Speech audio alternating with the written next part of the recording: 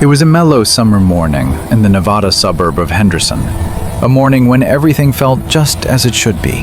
The sun was already high in the sky, illuminating a modest home on Paladura Drive with a soft, gentle glow.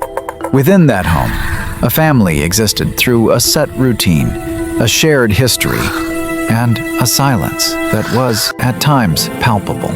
However, on the morning of August 7th, 2023, that routine was violently broken when a mother made the attempt to rouse her 46-year-old son, Jonathan Willette, to discover he was asleep, perhaps weary from his own lengthy day at work.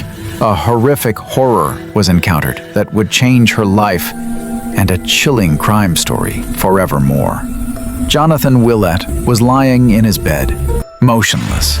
At first, it appeared as though he was merely sleeping under the blankets. However, as she drew closer, the harsh realities came flooding back. Blood, and an inordinate amount of it. Then, the horrifying truth became apparent. Jonathan's head was gone, disappeared. The room was silent, and it was as though it was sterile, lacking even the appearance of a struggle. There was no overturned furniture, no broken things, only a body carefully arranged and a crime scene that was surprisingly meticulous. The police were on the scene minutes after the call, securing the house and isolating it as a crime scene. The most seasoned cops were shaken. The simple beheading was atrocious enough, but what made detectives scratch their heads was what was absent. There was no apparent murder weapon. There were no bloodstains on the walls. There were no signs of forced egress. And despite the violence with which the murder occurred, there seemed to be remarkably little blood in the room. However, the air in the room told a different story. It's really late, the room but was we should talk thick about with a this now. burning scent, concentrated bleach, ammonia, No need to overthink the use this of now. heavy-duty cleaning agents, practical and deliberate. Jonathan Willette was not a dangerous or enemy-ridden individual. Jonathan was a family man and a well-known figure in Las Vegas. For several years, Jonathan sold timeshares on the Strip. Later on, he ventured into the moving business as a business owner of Jonathan's Moving Services. Jonathan took great pride in his business and his profession. To prove this point, Jonathan regularly posted photographs and videos on the internet of himself and his truck and all the things that he did as a mover. To his victims' families and all of Las Vegas, Jonathan was a trustworthy and generous individual. Yet Jonathan's appearance belied a life marked by chaos and a family situation so unusual that it bordered on the incomprehensible. The results of the autopsy were even more confusing. It was found that Jonathan's beheading took place after his death. Chemicals meant for cleaning were applied all over his body as an after effect, resulting in chemical burns.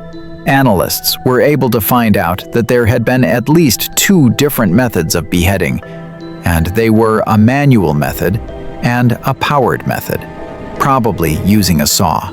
Still, in spite of all that, it was impossible to find out how exactly he had died. The final post-mortem report said that he had died due to homicide by an unknown method. While the team turned their attention from tangible clues to Jonathan's personal affairs, they started unearthing a pattern of secrets that would astonish experienced detectives.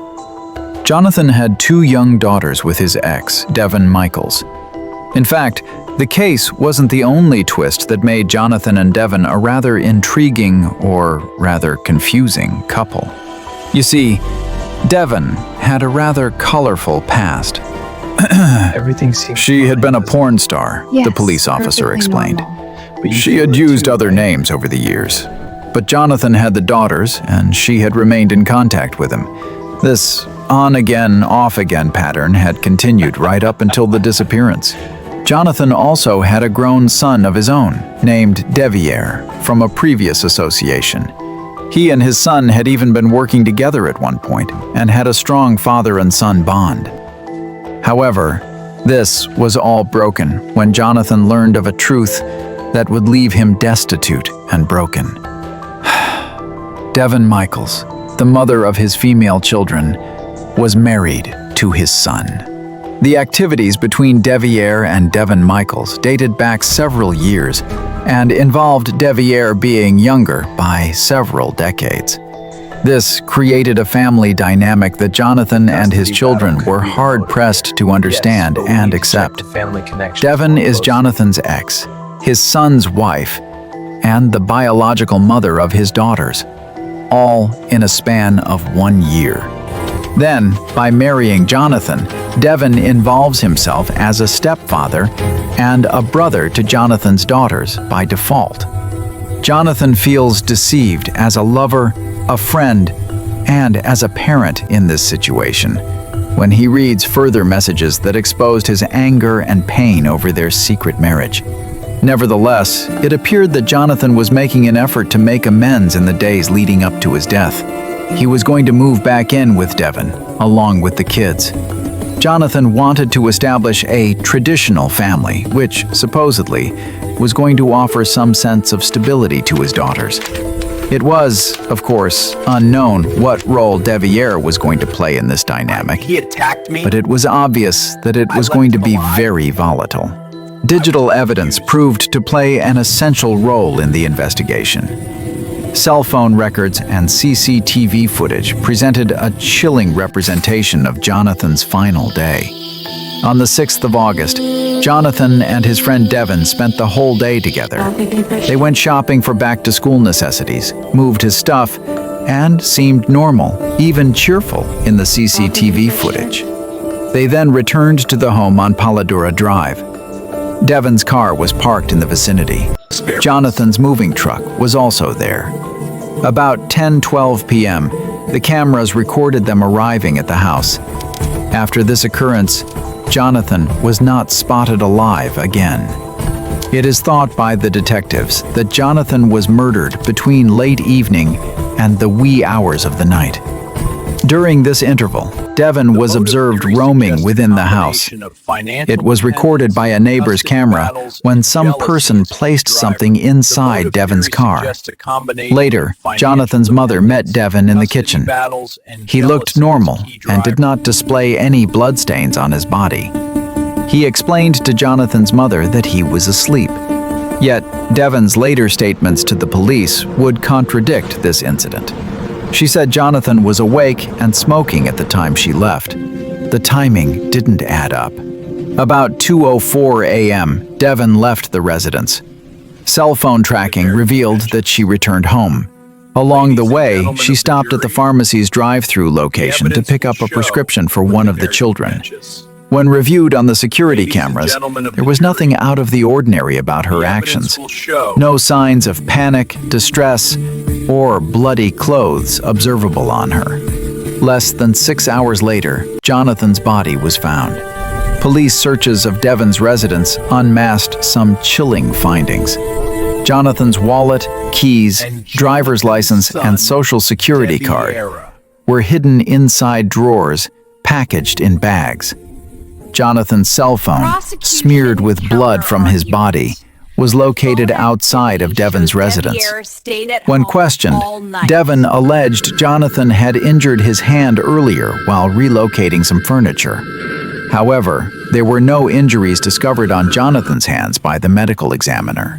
Jonathan had only one Kushwaha 248 case of bleeding, which was from his neck area. During the interrogation, Devin changed her statement often. She admitted that she struck Jonathan in the head with an object, but said that she found him alive when she left. She also asserted that she was experiencing memory loss, confusion, and that she was emotionally disturbed. She accused Jonathan of making unwelcome advances. Then, she said that her involvement with Jonathan was based on dependence.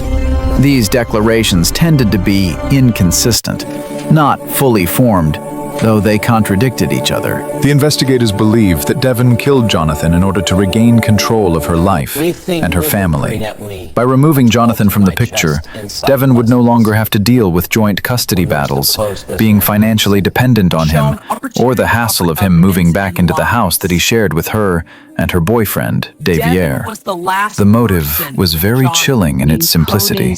Devon initially agreed to a plea deal, which would see her serve a life sentence with the possibility of parole. However, at the time of sentencing, Devon suddenly changed her mind and denied any wrongdoing, claiming the police had influenced evidence. The case proceeded to trial in November 2025. Another defense was offered, the alternative suspect theory. They put the blame on Jonathan's son, Davier. They said he had the motive and the jealousy, as well as the means, since he was a security technician. He would know the cameras were nowhere to be found. He might have left his phone in order to make it seem like he was elsewhere. But the prosecution took apart all of this point by point. There was videotape evidence that showed that Davier had not driven out of his area. There was phone evidence that he was in the house. There was no physical evidence that he was connected to the crime scene. But the prosecution shifted the spotlight back to reality. The phone smeared with blood, the belongings concealed, the chronology, the deception, the opportunity, and that Devon had been the last person with Jonathan before he died. Less than 2 hours of jury deliberation, and a verdict was reached. Devon Michaels was pronounced guilty of first-degree murder using a deadly weapon. She will serve decades in prison. Jonathan Willette's body, specifically his head, never surfaced. The murder weapon was also never located. 6 years of many unanswered questions could be a reality. But one thing is certain, Jonathan Willette was not murdered by an outsider. He was murdered in the embrace of his own family.